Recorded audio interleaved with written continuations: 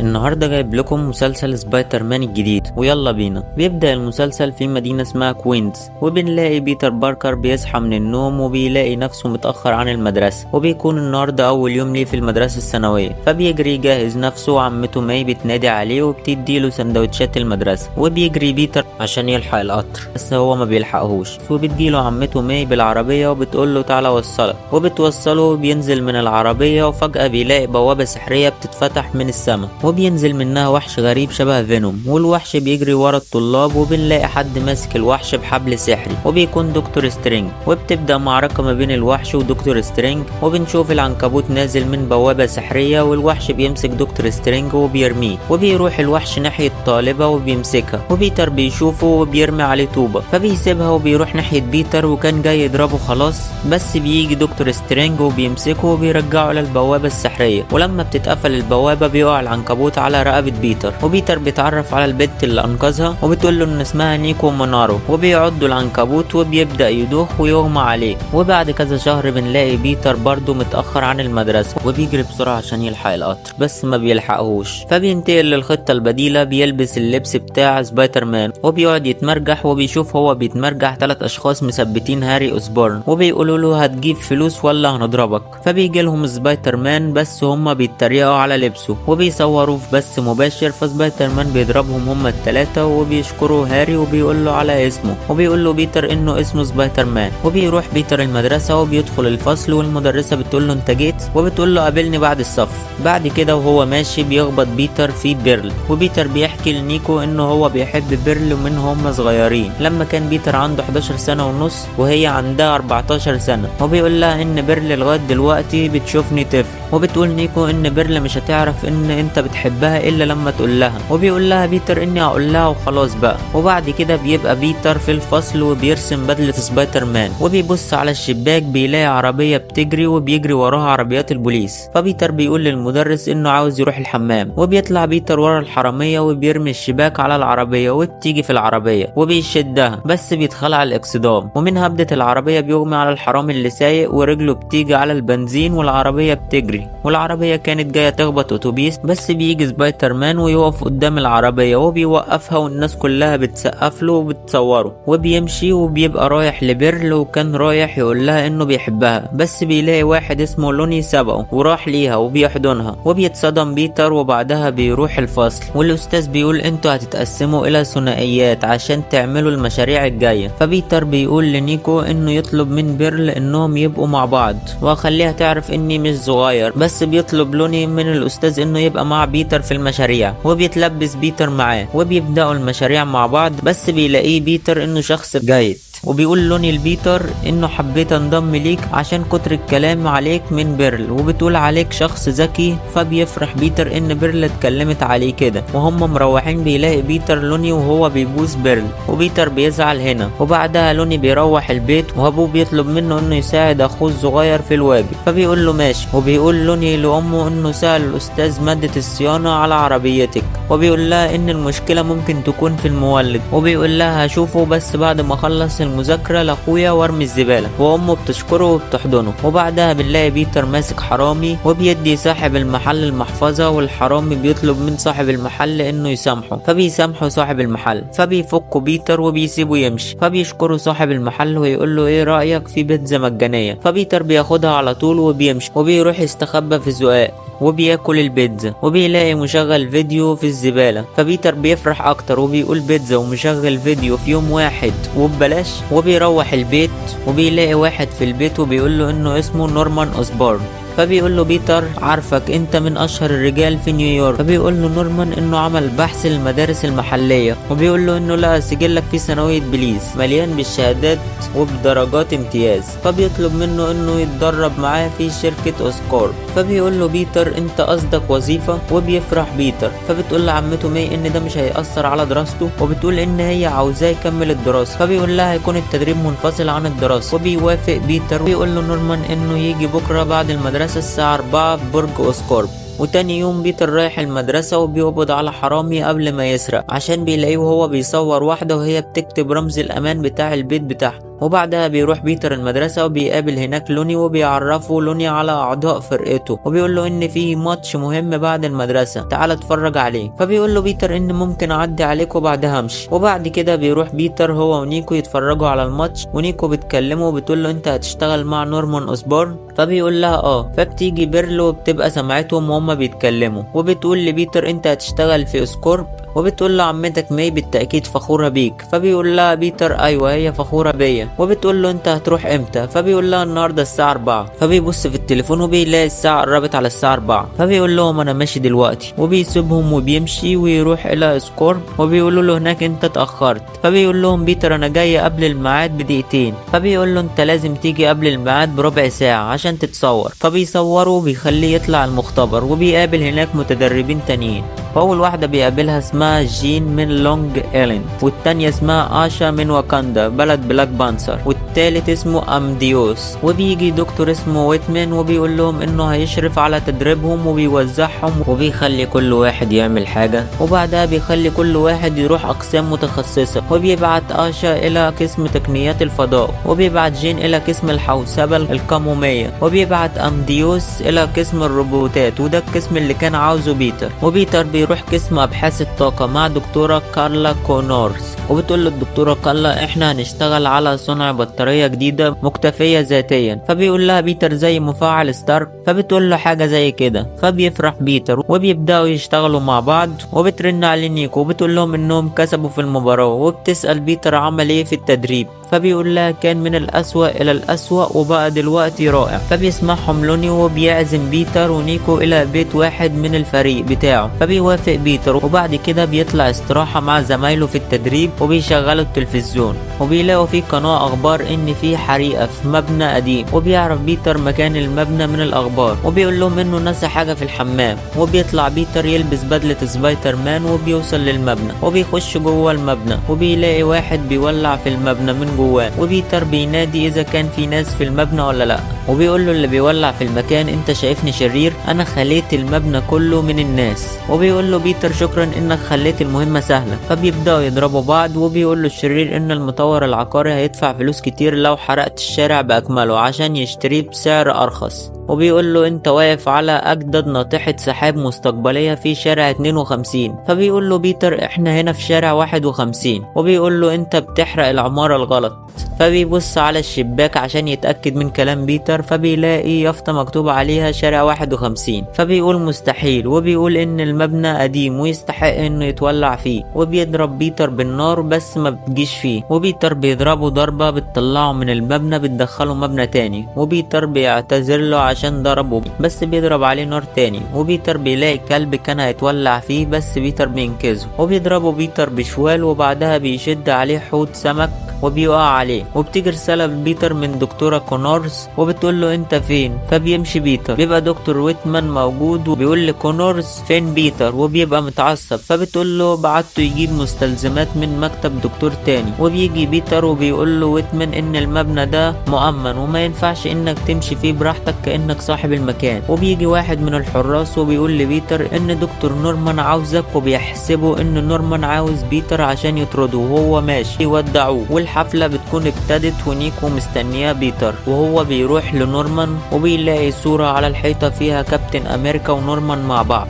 وبتجيله رسالة من نيكو انها هتمشي من الحفلة وبيخش المكتب بتاعه سبورن وبيقول له بيتر سامحني وانا اقدر اعمل عمل جيد المرة الجاية وهطور من نفسي بس ما تطردنيش. نورمان بيوريله في كاميرات المراقبة نفسه وهو بيلبس بدلة سبايدر مان فبيقول له نورمان انت بقى سبايدر مان وبيقول له نورمان انا هحفظ سرك بس هنتكلم عن موضوع سبايدر مان ده بعدين. وبيروح بيتر وهو عمال يفكر في موضوع ان نورمان عرف انه سبايدر مان. وتاني يوم بيبقى بيتر مع نيكو بتقول لي انت ما جيتش الحفله ليه امبارح. فبيعتذر لها لانه ما جاش وبتقول لي ان في سينما النهارده هتعرض افلام كونغ فو وبتقول له هتيجي معايا تتفرج عليهم. فبيقول لها لا انا عندي عزومه على العشاء مع نورمان اوسبورن. وبعد كده بيروح بيتر للمطعم وبيلاقيه ما فيهوش حد وبيعرف ان نورمان نورمان حجز المطعم كله عشان يتكلم معاه عن موضوع سبايدر مان، ونورمان بيكلم بيتر وبيوريله فيديوهات وهو بينقذ الناس، ومن ضمنهم بيوريله الفيديو لما سبايدر مان انقذ هاري ابنه، وبيقول لي انا من ساعتها انا بدور على سبايدر مان عشان اشكره، وانا جمعتكم انتوا الاربعه اشا وجين وامديوس وانت عشان كنت بحسب ان واحد فيكم مساعد سبايدر مان، وانت ما تعرفش قد ايه اندهشت لما عرفت انك سبايدر مان. وبيقول لي انت شباكك كويسه بس عاوزين نطورها، وانا هساعدك على اي حاجه لسبايدر مان. وبيقعد يقول له على تحسينات لبدله سبايدر مان، فبيقول له بيتر انا ممتن لمساعدتك ليا، بس انا عاوز اعمل ده لوحدي، ومساعدتك ليا هتعرضك انت وعملاء اسكورب للخطر. وبيقول لي انت عرضت عليا فرصه تدريب عشان تلاقي سبايدر مان، وبيقول له عشان ابعد الخطر عنكم فلازم ما يشتغلش بيتر او سبايدر مان مع اسكورب. فبيقول له نورمان انا اقدر احمي نفسي بس انا هحترم مخاوفك. وبيقول لي فكر في موضوع انك تسيب الشغل ده، وكده كده هخفي سرك. وبيديله تعويض على اول يوم تدريب $1000. وبعد كده بيبقى في 2 واقفين اسمهم جيمس وماريا، وبيبقوا مستنيين واحد يسلموه شنطة فيها فلوس، فبتيجي ليهم رسالة انهم يحطوا شنطة الفلوس اللي معاهم في صندوق الزبالة. واول ما بيحطوها في صندوق الزبالة فصندوق الزبالة بيطلع رجلين وبيتسلق العمارة، وكان سايب ليهم شنطة تانية تحت الصندوق الزبالة بس ما نعرفش ايه اللي فيها. وبعد كده بيروح بيتر بيلاقي عمته بتطلع حاجات عشان اللي مش عاوزينه تبيعه، ومعظم الحاجات اللي بتطلعها بتبقى جديدة او بتاعة عمه بن. وبيشوف بيتر ظروف مكتوب فيها متأخرين عن السداد. واليوم التاني بيبقى بيتر في المدرسة وبيبقى بيتكلم مع نيكو، ولوني بيشوفهم وبينادي على بيتر وبيقول لي انا هعزمك النهاردة عشان تفوقنا في اول تجربة معمل. وهما بيتكلموا بيرن تليفون لوني، وبتبقى امه هي اللي بترن عليه وبتقول لي تعالى لي بسرعة. فبيطلب لوني من بيرل انها توصله بالعربية، فبتوافق وبتوصله الى البيت.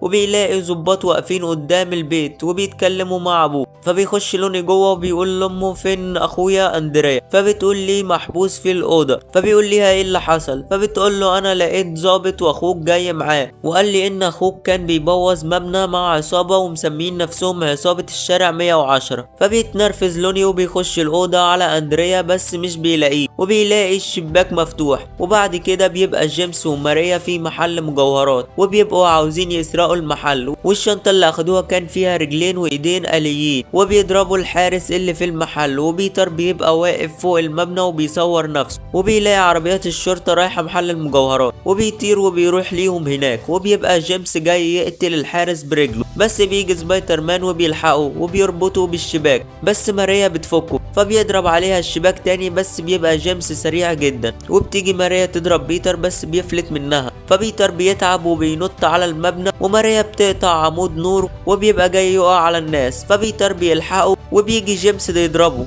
وبيهبده على الارض، وبيتر بيبقى عمال يتضرب وبس. وبيجي الامن المركزي بس بيتضربوا برضه. فبيتر بيلاقي نورمان بيكلمه، فبيقول لي بيتر انا سامعك ازاي. فبيقول له نورمان انا بستخدم قمر تواصل صناعي لسكورب. وبيقول لي نورمان انت مش ملاحظ ان خصمايك ما بيبقوش جنب بعض؟ وبيقول لي ده معناه ان التقنيه اللي بيستخدموها جديده وما تعودوش عليها، فده معناه انهم ممكن يغلطوا. وبيقول لي حذاء السرعه ان مفيش حاجه سريعه كده الا لما بتدي اشاره قبل ما يجري. وبيقول لي حاول تنتبه للاشاره. وبيجري بيتر عليه فبيشوفه جيمس وبيبدا يجري عليه، بس بيتر بياخد باله من الاشاره وبيقدر يتفاداها، وبيجرب تاني وبيتفادى تاني. وبيتر بيعمل حبل وبيكعبله فيه، وبيتر بيسحب ماريا وجيمس ويربطهم مع بعض، والتقنيات اللي هم لابسينها بتكهربهم، وبيبقوا بيجروا في كل حته وبيلفوا حوالين نفسهم وبتبوظ الاجهزه وبيتقبض عليهم. وبيلاقي بيتر العلامه اللي شافها مع الراجل اللي ولع في المبنى قبل كده، وبيروح بيتر لنورمان عشان يشكره على مساعدته. وبيقول له بيتر انا فكرت في عرضك ولقيت نفسي محتاج مساعده. فقال له نورمان اي مساعده عاوزها اعملها ليك. وبيقول له بيتر اهلا بيك في فريق سبايدر مان. وبيكون لوني راح لاخوه اندريا، فبيقول لي اندريا انت عرفت مكاني منين؟ فبيقول له لوني انا تعقبت تليفونك. وبيجي لوني ياخد اخوه ويمشوا، بس بيجي رئيس العصابه واسمه بيج دون، وبيقول له ان مفيش حد بيخرج من هنا بالطريقه اللي عاوزها. بعد محاولات كتير من لوني عشان ياخد اخوه ويمشوا بس ما بيعرفش. فبيقول له لوني روح اخويا وانا هبقى معاكم وهعمل اي حاجه عاوزها. فبيوافق بيج دون وبيقول لي اهلا بيك في عصابه شارع 110. 10. وبعد كده بيبقى بيتر في اسكارب وبيشرح المشروع العملي بتاع ابحاث الطاقة، بس دكتور ويتمان مش بتعجبه طريقة بيتر في الشرح، وبتيجي واحدة من الامن وبتقول لبيتر ان سيد نورمان عاوزك في اجتماع، وبيبقوا كلهم مستغربين ان كل شوية سيد اوزبورن عاوز بيتر على طول. وبيطلع بيتر من المختبر وبيروح يقابل نورمان، بس هاري بيفتح الباب فبيتر بيقع، وهاري بيعتذر له وبيقول له انت متدرب جديد، وبيقول له انت جيت هنا علشان تقابل ابويا، فبيقول له بيتر ايوه. وبعد كده بيتر بيدخل لنورمان، ونورمان بيفعل خاصية الخصوصية وبيقفل كل حاجة شبابيك وبيبان وبيقفل المكان خالص، وبيقول له نورمان انا عملت النظام ده عشان نتكلم عن موضوع سبايدر مان براحتنا. ونورمان بيفتح باب سري وبيقول له انا عملت لك بدلة بس عليك تجربها، وبتبقى بدلة شكلها غريب. وبعد كده بيبقى في حرامية بيسرقوا شنطة من ست عجوزة، وبيجي لهم بيتر بالبدلة الجديدة وبينط، بس العباية بتتشبك في سيخ حديد وبيتربط، والحرامية عمالين يضربوه. فبيروح بيتر لنورمان وبيقول له ما تنفعش البدلة دي، ايه اللي عندك تاني؟ وبعد كده بيكلم لوني بيرل وبيشكرها انها وصلته للبيت، وبيديلها وردة وبتبوسه وبتمشي، وبيرن عليه بيج دون وبيقول له تعالى دلوقتي عندك شغل. وبيكون بيتر بيجرب البدلة التانية، بس بتكون بدلة دبور وما بيبقاش عارف يتحكم فيها، وبيطلع تقريبا طلقات من غير قصده. تيجي في عربية وبيتر بيلبس البدلة التالتة وبيجيب بالونة وقعت من بنت صغيرة، ولما بتشوفه البنت بتقعد تصرخ جامد وبتبقى خايفة منه، وبكده البدلة دي برضو ما تنفعش. وبيبقى لوني مع العصابة وبيطلب بيج دون الاكل من محل، وبيبعت لوني يجيب الاكل، وبيروح يجيب الاكل من المحل وبيستلم الطلب اللي طلبه بيج دون. وهو طالع بيلاقي بنت بتقول له قول لي بيج دون احنا هنشوفه قريب قوي. وبيطلع لوني من المحل وبيلاقي واحد جاي وراه بيراقبه، فبيجري لوني وبيجري وراه اللي بيراقبه، بس بيوصل لوني للقطر وبيقدر يهرب منه. وبيروح لوني الى المقر بتاعهم وبيقول له لوني مين البنت اللي لقيتها هناك، فبيقول له بيج دون اسمها كارميلا بلاك، وبيقول بتشتغل مع عصابة طلع جديد مسمين نفسهم عصابة العقارب، وانت شايف ان كارميلا مخيفة، فانت لازم تعرف ان رئيس العصابة اقوى منها ومن اي حد، وهو بيتخانق مع العصابات التانية عشان يسلي نفسه بس. وبيقول له لوني عداواتكم ما تخصنيش، وبيكون عاوز يمشي، فبيقول له بيج ان مساعدته شافتك وهو عارف انك شغال معايا وهو هيراقبك لاجل المتعة. وبيقول له انت لو بقيت لوحدك محدش هيساعدك مننا، بس لو انت معانا هنحميك. وبيقعد معاهم لوني وبيتر بيروح لنورمان، ونورمان بيقول له انا بعتذر لك اني تقلت عليك، وبيقول له طالما انا وانت شغالين مع بعض عاوز اخليك اقوى بطل. وبيوري له اخر بدله وبيتر بينبهر من البدله دي، وبيقول له نورمان جربها، بس المره دي بتكون فعلا بدله سبايدر مان بس بتكون لونها ابيض. وبيبدا بيتر يجربها وبينبسط بيها وبتكون سريعه جدا. ونورمان بيكون مراقب الكاميرات عشان لو في جريمه، وبيبقى في مجموعه من الحراميه جايين يهربوا بالعربيه بعد ما سرقوا، وبيلاقوا الشرطه قدامهم بس بيعدوا منهم وهم ماشيين بيخبطوا في العربيات، وبتكون العربيات اتقلبت. فبيتر بيبقى قدامه حاجتين، الاولى انه ينقذ الناس او يجري ورا الحراميه، فبيتر بيختار انه ينقذ الناس وبيسيب الحراميه تهرب. وبعد كده بيرجع بيتر لنورمان وبيخلع القناع، وبيكون هاري موجود وبيعرف انه سبايدر مان، والحكومه بتمسك الحراميه بس في واحده بتعرف تهرب منهم،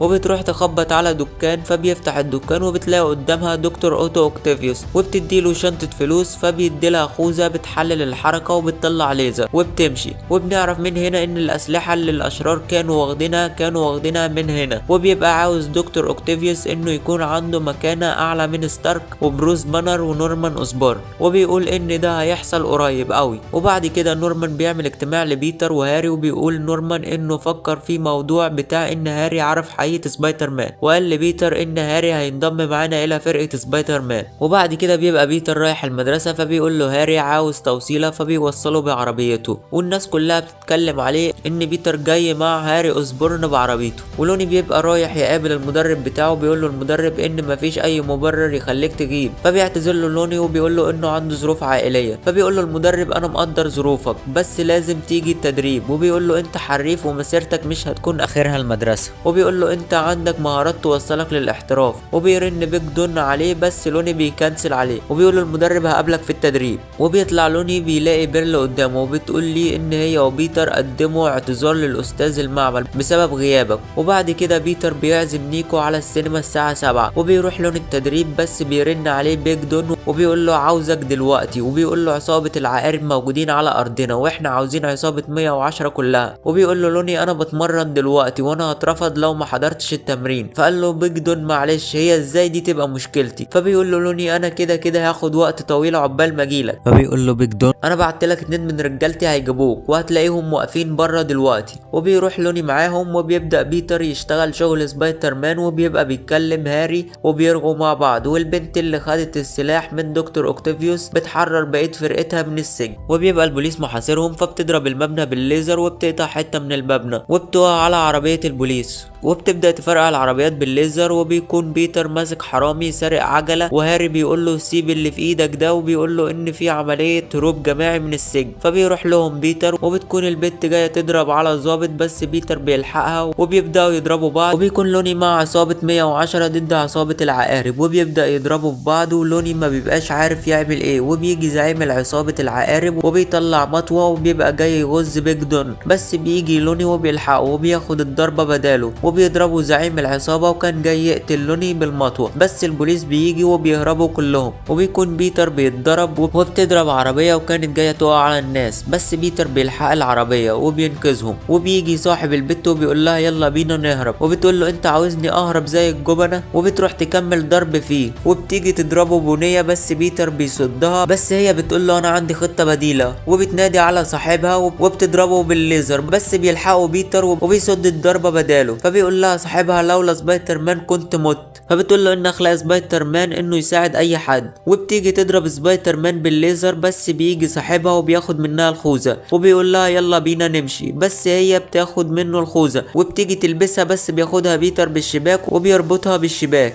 وبيتقبض عليهم. وبيفتكر بيتر ميعاد السينما مع نيكو وبيروح هناك بيلاقي نيكو مستنياه وبيكون بيتر عازم هاري معاه. فبتزعل نيكو عشان كانت عاوزة تبقى هي وبيتر بس عشان هي بتحبه. وبعد كده بيج دون بيحتفل بلوني عشان انقذه وبيقول له انت اثبتت ولائك لينا وانت دلوقتي بقيت فرد اساسي من عصابة شارع 110. والكل بيسقفوا له وبيقولوا له احنا هنسميك شاهد القبر. فبيقول لهم لوني انه حب الاسم ده وبس كده. ودول ملخص النص الاول من المسلسل، فاستنوا النص التاني هعمله وانزله على طول. ومع السلامة.